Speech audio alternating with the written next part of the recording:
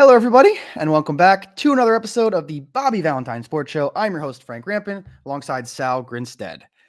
Week 9 of the college football season is already here. It's wild to say that. 9 weeks in. That's just crazy. We're almost at conference championship week already. It's only a month away, pretty much. Crazy to think about. But yeah, we got 10 games we're going to break down for you guys and make our picks. So, Sal, what do you want to start with here, dude?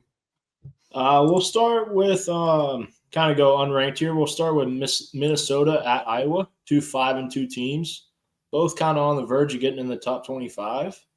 Iowa had a big win last weekend against a Penn State team that has fallen apart. So did Minnesota. Minnesota had a big win against Nebraska, who looks like Matt Rule is on his way out. So who you got this weekend? You know, I've watched not terribly large amounts of either of these teams. I've probably seen a little bit more Iowa than I've seen Minnesota.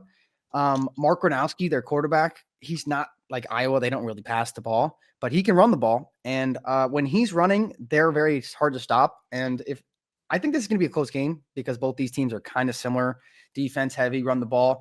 Give me the Hawkeyes in this one. They always just play tough, and at Kinnick, tough place to play. Yeah, arguably one of the hardest places to play in the country. And when you go in there and win, it's a very, very statement win. But it's not going to happen this weekend. Iowa wins at home. That's what they do. I got Iowa as well. And Iowa always hangs around until the end of the year. We're like, maybe. And then at the very end, it's like, nah. It's true. Every year. 5-2, though, win this week. They're probably going to jump in the top 25 if I had to guess. I mean, one of their losses was against Indiana in a 2015 game. So they've really kind of been hanging around. They had that 16-13 loss against Iowa State. So both their losses are combined 8 points. So very, very alive. Next game we'll kind of jump into is Houston, 6-1 at number 24 Arizona State, who just jumped back in. They've kind of been teetering on that 15-25 and then unranked area all year. What you got with this one? Healthy Sam Leavitt, I like him a lot. If he's healthy, their offense is different. They just obviously beat Texas Tech last week in a big win. He brought them back, game-winning drive, big fourth down conversion at the end. I think he's a guy. I'm going to go with Arizona State and Sam Leavitt. I like that a lot. I mean, they had the huge win against Texas Tech last weekend, but I've been huge on this Houston team all year, and they're 6-1, and somehow they're not ranked. I mean, they've had great wins all year. I think Connor Wegman and the boys just continue to run the ball, and I don't know if Arizona State can stop that O-line and rushing game. I got Houston upsetting them. Wow. I mean, Wegman's been pretty solid all year. He's a perfect fit for what they're trying to do over there in Houston. It is. They had a crazy game last week as well. Walk-off field goal. Yeah. Next game we'll get into here is another Big 12 matchup.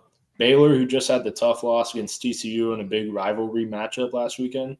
They're going on the road at number 21 Cincinnati, who's playing outstanding football, and their only loss is week 1 against Nebraska in a tight game. So as good as Baylor's offense is, I'm going to take Cincinnati here. They're playing great, and they're kind of looking like the team in the Big 12 that comes out of nowhere and maybe wins it. I got Cincinnati. And you know that happens every single year with that Big 12 conference. I think Cincinnati is arguably the most underrated team in the country. They've been playing great football basically all year long. They lost one-score game to Nebraska. Obviously, they've lost a couple games. But, man, I really think the Cincinnati team, when they're clicking on offense, they're hard to stop. This guy Sorsby, their quarterback, is pretty good, man. Like, he's been under the radar, very, very hardcore this year. And I don't know. I just like the Bearcats. Give me Cincinnati, especially at home on this game. I like that. Well, we might as well stick in the Big 12 again one more time here. We're going to go number 11, BYU, who had a huge win last weekend in the Holy War against Utah. Huge game for them. Probably arguably the biggest game of the year for them every year. But they're going on the road at Iowa State, who is actually favored right now by 2.5. This is weird. It feels like Vegas knows something because BYU 7-0. And every week I pick against them, and every week they win. So what do you think happens here?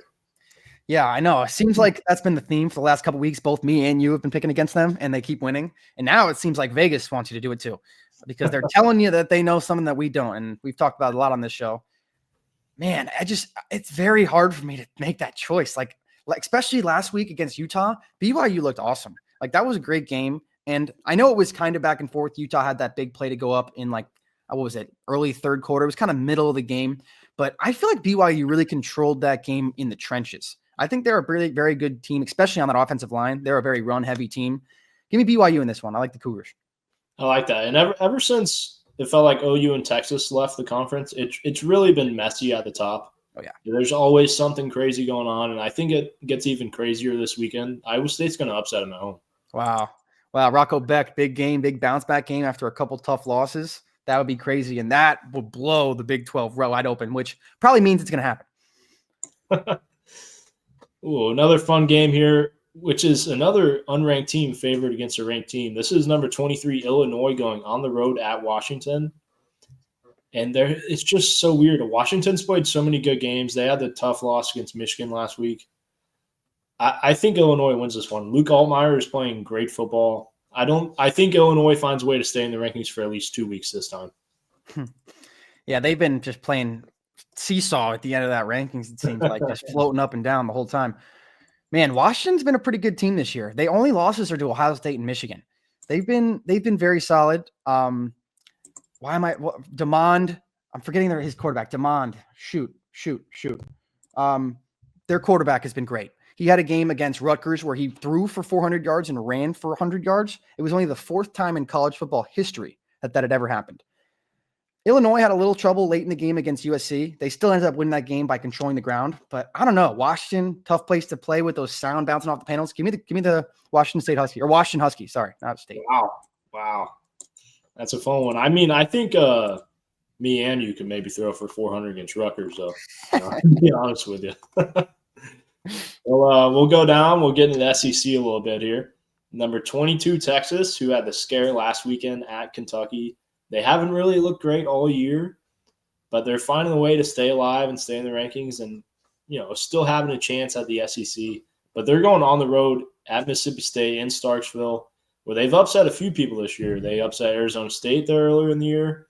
They have lost 3 in a row on a bit of a skid, but you could argue they could have won 2 of those 3 losses. So I think Texas finds a way to just continue to climb up to the top. I mean, their end of the year schedule is a gauntlet, and Texas is accustomed now to being a top of the nation, and you can't be a top of the nation if you lose to Mississippi State. So I got Texas. Yeah, Texas, I mean, it's been a very weird year. Obviously, preseason number 1, Arch Heisman favorite to start the season. It has not gone that way so far. Just had a massive win in the Red River rivalry a couple weeks ago. They have not played well on the road. Texas has not played well on the road at all. The Red River, obviously, that's like a neutral site at the Cotton Bowl, so that's not really anything. That's just a neutral site game. Man, they went to Kentucky. Offense really struggled. They went to overtime, just snuck out, like you mentioned. Hard place to play in Starksville. Give me Mississippi State. Another struggling week for the Texas offense. Wow. That was a shock. I did not see that one coming. Well, we'll jump out of the SEC just for a second here. 18 USF, who is playing great football, and they look to be the favorite in the group of 5. But they have another team who is just right behind them before their loss last weekend against UAB. It's at Memphis. They've beat some tough teams this year. And, man, it's tricky. USF is really good. This kind of looks like the big fight for the group of 5. Who's going to win it? Winner of this game maybe becomes the clear favorite. I got USF going on the road and beating them, though. Yeah, these are the 2 teams that have been talked about the most for that group of 5 spot. Memphis was hot to start the year, had that massive win against Arkansas at home. South Florida, big win on the road against Florida. They've been the talk of the American along with Memphis. I mean, yeah, this is going to be a very tough game. Massive total here, 60.5. They are expecting fireworks in this game.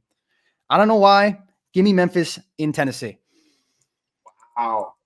I think they play well there. I think Bayou Brown is going to have a day, man. He's going to have himself whatever he wants against this defense. Yeah, he's been great, and he really knows how to just make plays when he can. He can run the ball too. I don't know what it is. At Memphis, I like them playing at home. And you have your favorite linebacker, I guarantee you he will run over him. Meet Bayou Brown in the A-gap, and you're gonna regret it. We got 3 more games for you here, and all 3 of them are absolute bangers. The only ranked matchups of the weekend, all 3 of them right here.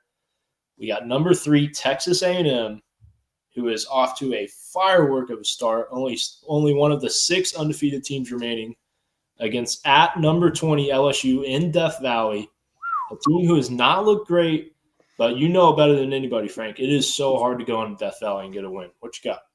Man, this is going to be an awesome game. Texas A&M obviously looks unbelievable. They're the only undefeated team left in the SEC. They've been great on defense. They've been great when they need it on offense. Hasn't been so consistent throughout the whole year, but when they need it, they come through.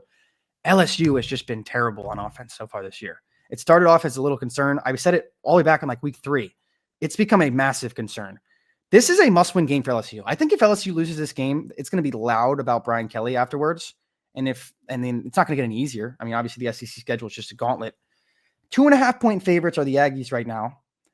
Man, this could be a very interesting game. And like you mentioned, Death Valley at night, 7:30 kick, tough game. But the last time that I saw this happen, last year, massive game, Alabama went in there and they just ran all over them, took them down.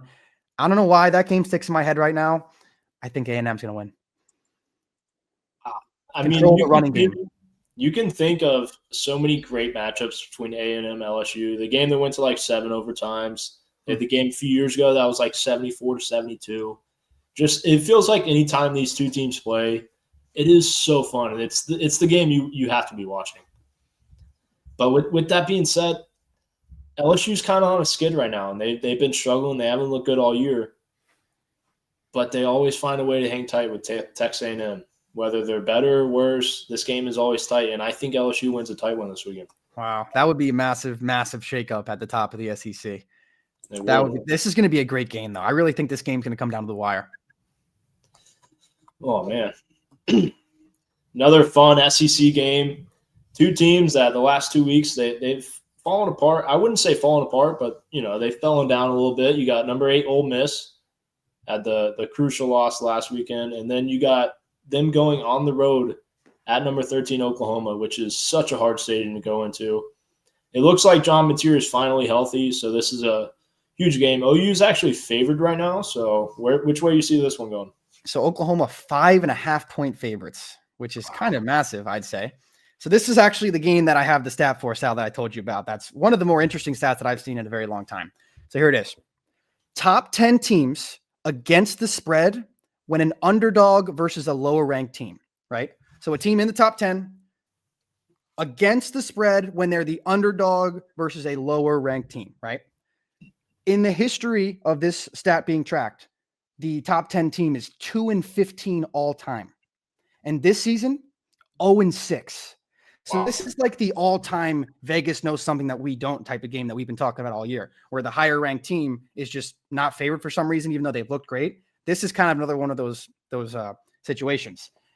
5.5 points is also a lot. Like, that's a lot of points. Oklahoma ran the ball well for the first time all year last week against South Carolina, which is also a solid defense, probably better than Ole Miss's defense. So that could be interesting. But, man, that trend screams at me. I got to take Oklahoma in this one. Yeah, I think that's the right pick. It's such a hard place to play. You're going to see the wagon come out before the game. And obviously, I'm an Oklahoma State fan. I can count on one finger the amount of times we've won at Oklahoma. So not very much in my lifetime. Almost maybe never. But I think OU's defense is going to be the difference in this game. Both offenses can score with one another, but OU's defense will be able to stop them a little bit, which I think is going to be the big difference. I got OU winning this one and probably jumping back in the top 10. And OU has the number 1 ranked defense in the country now after last week. Wow. And then here we go to College Game Day at Nashville for the first time since 2008, you were saying? Yep. And Vanderbilt has something to do that they have never done in the history of Vanderbilt football. If they win this weekend, it'll be their 3rd ranked win of the year. They have never done that in the history of Vanderbilt. And there's so much riding on it. Number 15, Missouri, going on the road at number 10, Vanderbilt. Missouri had a scare last weekend against Auburn at Jordan-Hare. And if you thought that place was rocking, you thought the Auburn team was great, you got something coming for this Vanderbilt team because Nashville will be rocking. College Game Day there. Are you kidding me?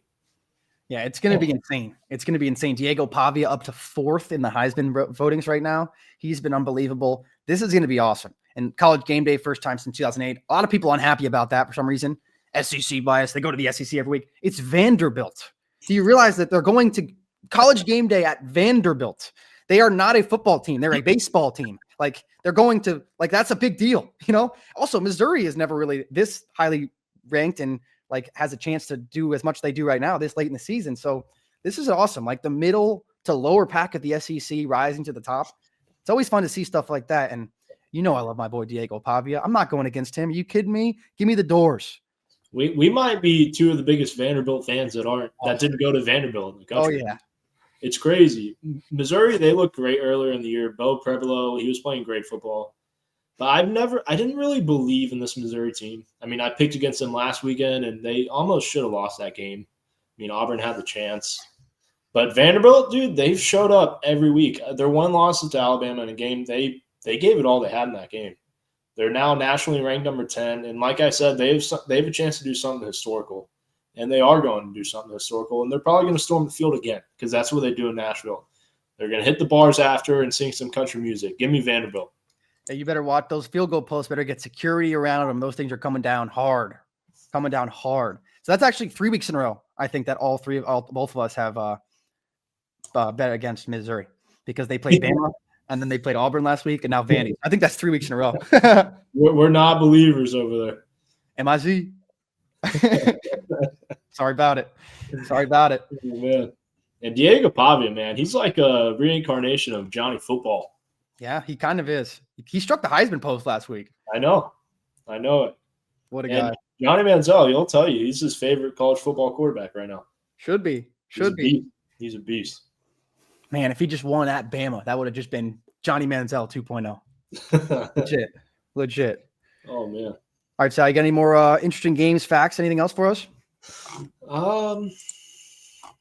I mean, there's obviously some fun games to keep an eye on. I mean, OSU plays at Texas Tech. Not a fun game to keep an eye on, but it's nice to know that Texas Tech is going to get back on the right track and beat the living shit out of the Cowboys. So definitely watch for them to win maybe like 59-6, something like that. So, yeah, another big weekend of college football. A little bit of I would say a weaker Saturday for us, but you'd always know those Saturdays that look like nothing's going to happen. That's when the craziness happens. So, and I mean, especially after last weekend, like there was 5 ranked matchups. That was like a historic weekend. But Remember I said last week, 3 ranked matchups in the SEC is tied for the most ever in one weekend. There's 3 more again this weekend. So it's like every single week that record's getting tied. Like it's pretty cool. Pretty awesome. Yeah. And with the craziness going on last weekend, obviously our records took a little bit of a hit. You know, you went 6-4, I went 5-5. Tough. But I mean, overall, we're still looking elite. You're 22-8. I'm 1 game behind you, 21-9. So we got 10 more this week. Maybe one of us can go 10-0. Never know. I said it last week. Get us on game day, brother. We're nasty. We know what we're doing. And if you tune in next week, we got James Franklin hopping in with us as a guest. And this time we're just going to grill him for being a terrible coach, not what ESPN did. I wish. But actually, one more game I want to just touch on. We didn't talk about it, but Alabama obviously looked unbelievable. I think it's 4 ranked wins in a row for Bama, and now they're not playing a ranked team this weekend. South Carolina, not one of the best teams in the SEC this year, but that defense is good. And down in South Carolina, that's a tough place to play. So keep an eye on that one. I think Bama will win, but could be interesting. And what's weird when you play 4 ranked wins in a row, 4 big games in a row, and then you kind of have a little off weekend at South Carolina, who is playing tough against everybody. It's definitely a game to keep an eye on. For sure. And then the last one, Tennessee going to Kentucky. We've said that every week so far. Kentucky, they always give somebody a problem when they play at home. So another eye on that one. Rocky Top could be a little bit of trouble. And a game I don't think will be an upset, but it obviously has the chance. It's UCLA going on the road at Indiana. Huge spread. UCLA has won 3 games in a row. They beat Penn State at the time. We thought Penn State was elite. Obviously, that fell apart, but that was a huge win in the moment. And Nico Iamaleava, man, he has some experience, so I wouldn't bank on an upset there. I'm just saying, don't be surprised if it's tighter than you think. I agree. Nico's played a lot better. He looks like the guy from Tennessee last year. Yeah. All righty, so that's going to do it for us here. Week 9 predictions. Come check in after the weekend to see how we did because, I mean, hey, we've been swinging a hot bat. So see if we can keep it up. But that'll do it for us here on the Valentine Sports Show. For Sal Grinstead, I'm Frank Rampin. We'll see you next week. Peace out.